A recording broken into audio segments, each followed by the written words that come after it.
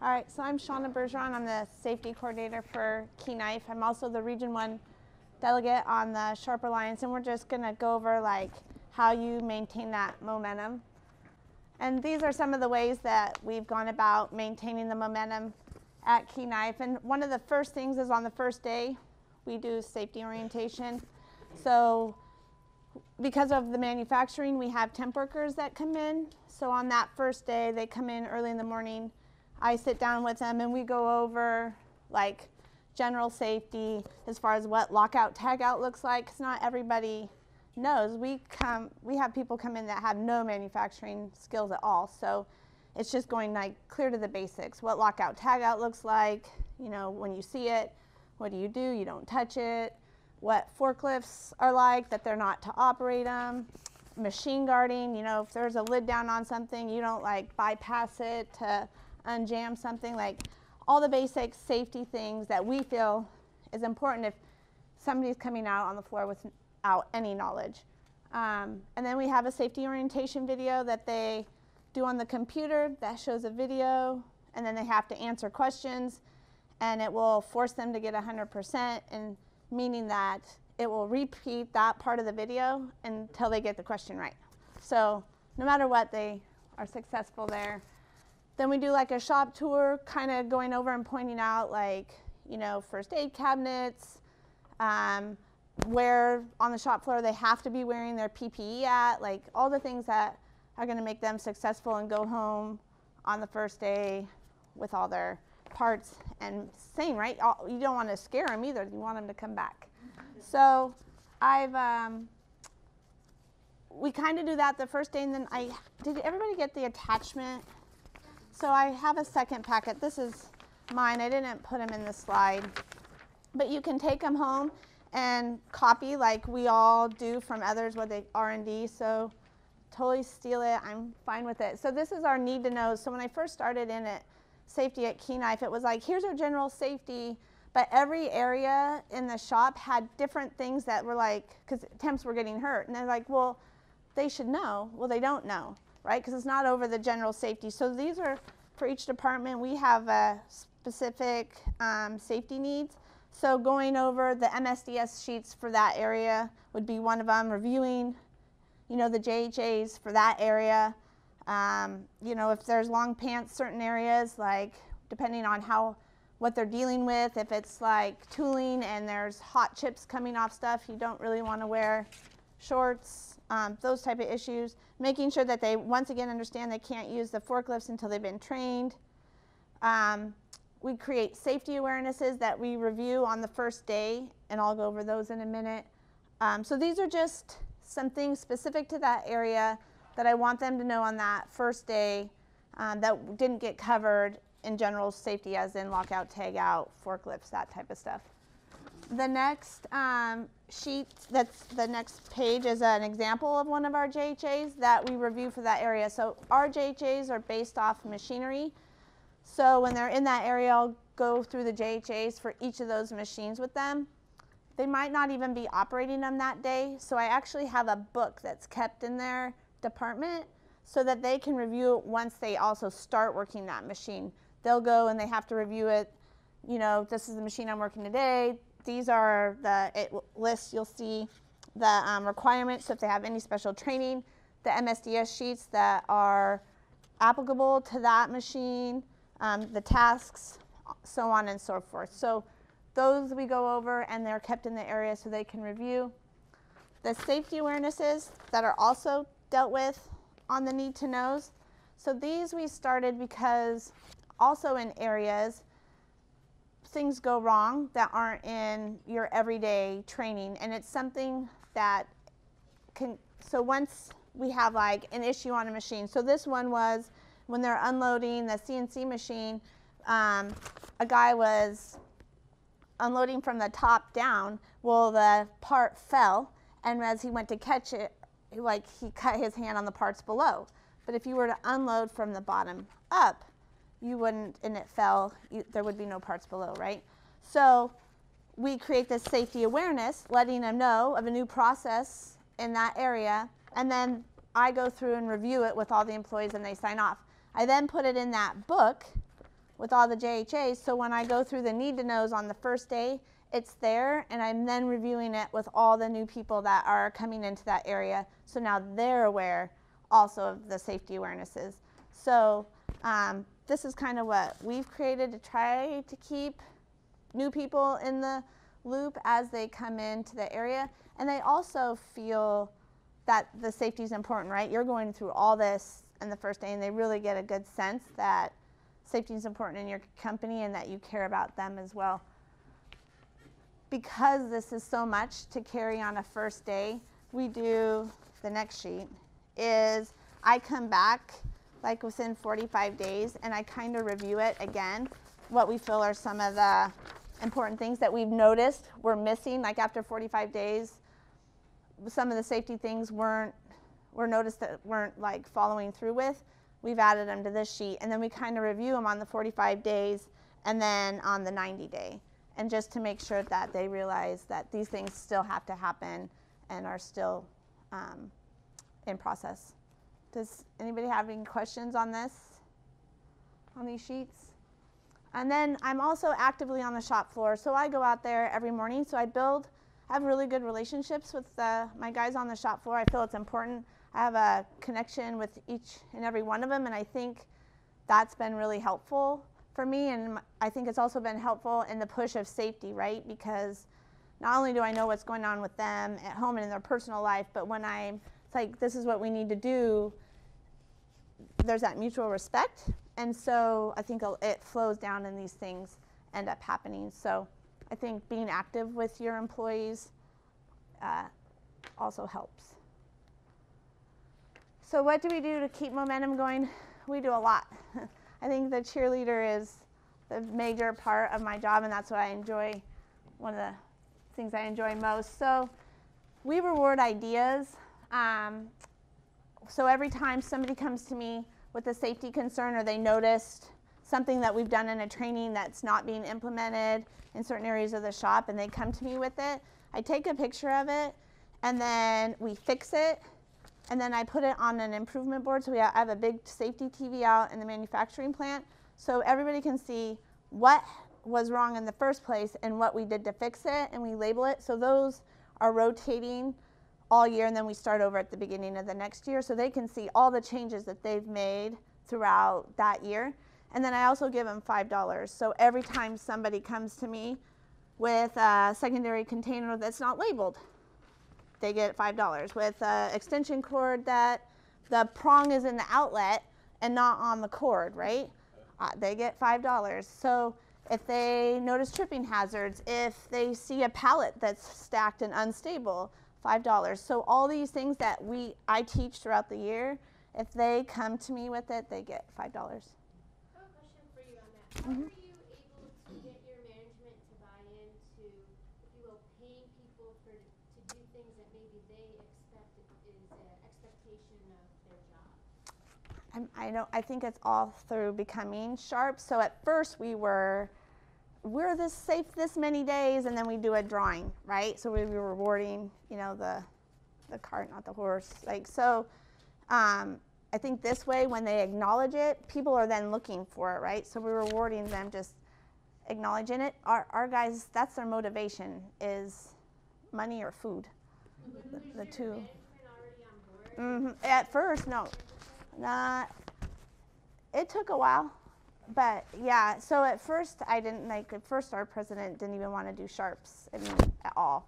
So getting through that, it took a good 10 years. And now, I would think to get where I'm at now, where I'm really confident and I feel like I'm backed and I can say the $5, and now I'll go to petty cash and say, can I have a stack of fives? And I don't ever get any pushback, at this point.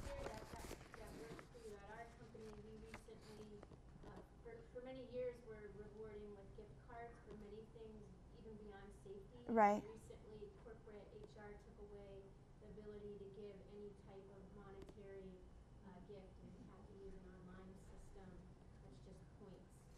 Right. A long time ago, we tried the scratch it things, and none of those really worked for our guys, even that drawing thing, I mean, because some people want, I mean, and it wasn't for recognizing anything. It's just like, oh, we were safe 100 days. Everybody goes in a drawing and we pick this many. This way, so we're also employee owners. So it kind of drives them, just like if they want to go to the next level in their skill set, it's all employee, like they have to want it and apply for it and do it. And so it's kind of like this. They just kind of, if they want it and they notice it, I have regulars, right, that they go and they find everything. But like Cliff said, we're 24/7. I have 3 shifts. I don't know what they do on, I mean, I hear what they've done on swing shift, right? So, but I have my eyes on that shift. That's how I find out what they're doing on swing shift. And we can make, I need those eyes. And for me, the $5 works. That and, like I said, food. We have a lunchroom, so we use safety box, printed, and you can go to somebody and just pass, $1 and get Coke, just turn it in when you go to the cafeteria. So if you can't give away cash or other kinds of And things. we are slowly trying, so I'm also health and wellness, and we have, I have a Thrive store, and I give out Thrive bucks for my like challenges, activities, and whatever that people participate in health-wise. So they get Thrive bucks for that, and then can use it within our store to buy work boots, like, I mean, crap load of, it's ridiculous. But they can buy these things. So we're trying to look at throwing the Thrive bucks into safety as well. So the $5 might change, but for right now, that's. And then we do, like, I have a guy on my shop floor that has been trained in ergonomics, but mainly like in like, what do they call it, safety in motion, the Sim 4. So he goes through each month and checks on a different area and sees how they're doing, watches them work, and does like a whole sheet with them, and then he reports on it in our safety committee meetings, so we can go through and just make sure. So they also feel like they have a voice that way versus and through me, so they have another outlet. And it's a shop guy out on the manufacturing floor, so if there's some discomfort, they might have it there with him. We also try to participate in anything fun and a reason to celebrate. So Oregon Safety Break, we always participate in that and do some type of fun activity. This year, my focus has been on, because we're shift, being tired at work and the impact it can have, like the lack of sleep. Like if you lose 2 hours sleep, it can impact you like having alcohol, right? So I took Safe, who was my workman's comp carrier, and I borrowed their goggles that are like, I think they simulate like if you had 2 beers, and then I made them play the game of Operation while wearing them. And so I didn't want to reward them like, oh, you did great working drunk or tired. Like, so at the whatever bone or whatever they had to pick out on the back was a safety question regarding sleep or whatever. And if they got the question right, then they got some type of, Safe had given me like the eye masks, sleep masks and earplugs. So everybody got that, even if you got the question wrong.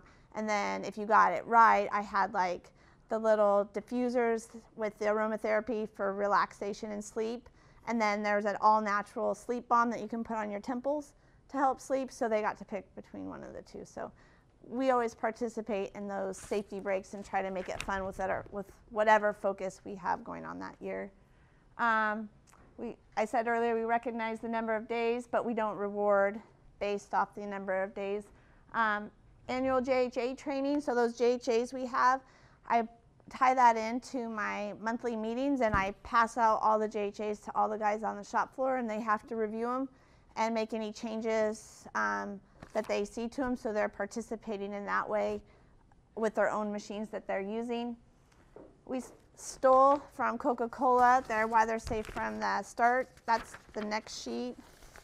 So we made a board of why they're safe from the start. So I went out to all the shop guys, and it's like, okay, so what do you like to do when you're not here that if you weren't safe here and you got hurt here at work, you wouldn't be able to do? Like whether it be fishing, riding your motorcycle, playing with your kids, playing with your grandkids. So what is it that you love to do that if you were hurt here, you wouldn't be able to. And so they all turn these in, and I have a board out in their breezeway, and they're all posted so they can go by and always walk by it because they have to go to the lunchroom. So they can always see and be reminded of why they're safe from the start. We also do a health and safety fair every September. I've heard a lot of people bring in outside help to coordinate these, but we do it really inexpensive, and we use like our workman's comp carrier as a booth, you know, your health, like Pacific Source, Emeritus, they come in. I've had the Washington County come in, and they do a thing on food waste or whatever. Trying to think of who else we had. If you have restaurants or gyms or whatever you want, but I've had the fire department come in and go over fire safety, all sorts of things. So you can actually use your resources that you have with the people that work for you and have them come in and be a part of your booth. They usually have free swag. Oh, I had Cintas, because that's who I do for my work boots. So they came in, they bring tons of swag, and then I put them in the drawing, and then at the end, people win stuff. But it's mandatory, right? I make it my meeting for September, and they have to come to participate. So I also know that they're getting all of those trainings, but they love it. Dr. Greg was there this year going over his booth, and he even mentioned, like, all your employees just love coming to these things. There's not any pushback. I mean, they love hitting all the booth. They get free stuff. They get food. So they're super excited. So it's always something that they actually look forward to doing. And then I follow it with Catastrophe Week, where we do all of our drills. So we have fire drills, earthquake drills, a shelter-in-place drill in case we have some chemical warfare. We have a huge catastrophe community. So we go over all those drills. Like on earthquake drill, I do the alarm, which is me paging, right? There's an earthquake, shelter, you know, duck and cover. And then they all stay there, and I take out like Nestle Crunch bars because it's a fire. And this year I did fire extinguisher training. I had firehouse subs come in with like fire hats. And so just making all the training fun and food related, and they love it. I keep a daily check-in log for safety concerns, so when I hit all my shifts and go out there and talk to them, I have all their names down, and I record like they don't need anything, this was their concern. If they have concerns, I highlight them so that I can work with whoever I need to get it fixed, and then I can come check back on it because it's highlighted. So just they know that I care because I'm checking in and I'm not dropping the ball, hopefully, right? So we're keeping the communication there. And then our total worker health program, which I told you that health and safety, that's been really good for me in this, or the health and wellness, because it intertwines so much with safety, like the sleep, the mental health, the financial health, all those things go wrong for them in their personal life or health internally. It all affects their safety on the job, right? If they're tired because they have new baby and they work off shifts, right? So being showing them the concern for that, helping them work through that, because otherwise they come and you see them like barely awake at their machine, and to them it's just their machine, right? But to me it's like, you don't understand, that's dangerous machinery. They do it every day and they don't see it, but there's so many ways they could be injured on that machine. And so if they're not fully there, they're thinking other things besides what they're doing. So the health, So the health and wellness program, or total worker health program, has been a huge benefit in our safety as well. Just a quick question, going back to recognized number of days. So our plant, we're at just over 3,100 days saved. But at a point, you get to where people don't want to be that person. Right. So how do you recognize that different than posting a number? So we're small too, but in ours, we've had it, like our biggest was 600 and some days and somebody got hurt, but I think because most of the people have been there so long, it's not a big deal. Like somebody's gonna break it, right? We all know this. At some point, most likely it's gonna happen. I mean, kudos to you, because that would just be amazing. But at some point, they don't get treated any different. There's no, so I don't know if it's in the culture. Like, they're not afraid to report. One, we're so small, you wouldn't get away with not seeing it or knowing about it. But I haven't had one person that said, oh, I'm hurt, but I don't want to ruin those days. Except for a temp was concerned, and I was like, it's not like you're not going to get fired. Like, he did the bump grinder, and those things you don't realize, you don't respect those. They'll take off your fingernail or at least give you a good. So I was like, yeah, like totally, let's get it cleaned up. Here's some first aid stuff. Take it home, keep it clean, because you don't want infection, right? Like, but we don't fire over, right? It's my job to keep you safe. That wasn't your fault. That was a lack of training on my end. That's what it showed. Didn't show. And so we only have 43 employees, so Oh, okay. we're relatively small compared to our other plants. Right. Like you, I'm on the floor every day. I go out and talk to her. I came from the floor. Right. Just the beginning of the year, I moved into this role. So I've been working with these guys for the last 5 years. Right. So we have a good relationship. I haven't heard anything about it. I haven't seen anyone try and cover anything up. Right. But as my responsibility is now, I want to make sure that if something does happen, that there's no repercussion. Right, and I think a lot of that would come, for me, I think if they saw me making a big deal or my management like teasing or harassing or making a big deal of it, then others kind of chime in. But if others started to, and you're like, it's going to happen. Like, it's just part of the way it is, right? I think others, if nobody feeds off it, there's nothing to eat, right? So if you just kind of like, oh, that's what it is, and like make it better or make the correction, show how important it was that this happened so nobody else gets hurt. Like, if you just spin it differently, then they don't have anything to go off of. We put posted it because we did pick up. So we posted still, we weren't getting close to someone getting hurt, it would be you. Except for Speak what up, we're Cliff. required to report in the systems, we don't talk about how many days since last report. You don't publicize. We don't publicize it because we did discover that there were There's sometimes a negative, incidents not yeah. getting reported because if it turns into a report, I don't want to They be didn't it. want to see it, The yeah. fear of, yeah. That's We what thought it it is. was this incident. I'm curious with the OSHA folks in the room, what's OSHA's stance on like recognizing or rewarding with like these lunches or things for going so many days without an injury? How does OSHA feel? If there is the potential that it could encourage non-reporting, then OSHA's definitely 100% against it. I was just gonna toss out, one of the things that we do here is that we reward the reports we receive. So we do quarterly rewards. We look through all the reports we receive, and we look at, we've actually had to up our game a little bit. We look not only at the report, but what the employee did to fix it before we even heard about it, or depending on how severe it is, what they did to shut it down, lock it out, whatever, while they reported it. And we give quarterly rewards to those, and we publicize them across the sites. And we are recognizing these 4 employees for taking these actions, to address the hazards in that area. Basically, if you're rewarding the behaviors you want to see, you're not going to be in trouble. I have people take pictures, sending texts to me all the time with the pictures. Look what I found. Look what I fixed. Look what I found. Look what I fixed. Like, and so that whole they're just able to.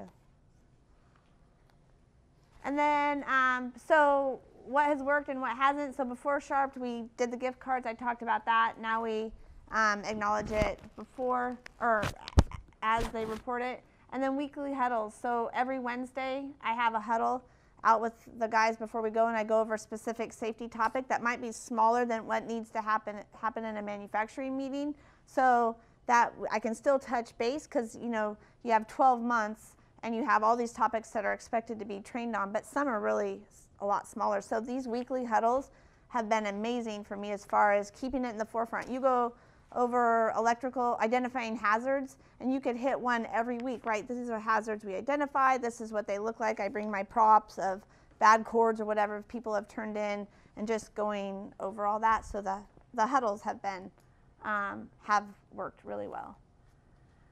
And then the naysayers. So some people are always going to be that, right? You might not conform, but their nay isn't as loud when you have so many other people doing it, right? They'll do it. They're not happy about it. They'll probably never report anything. They don't want your $5. we give out free Fitbits when they're hired. Some people don't even want the Fitbit. Nope, I'm not into health and wellness. I don't want it, and it's free. Like, all right, like, so there, you just have those people, and you just go around them, and some slowly will conform, and some just won't. I think it's just acknowledging that that's, for me, that's how it is. And then making the fair mandatory, so those naysayers have to go. I mean, it's mandatory. So some things they just have to do even if they're not happy. And then people show because they want, so the payout is food or money. So that's also a way to get the naysayers to join in.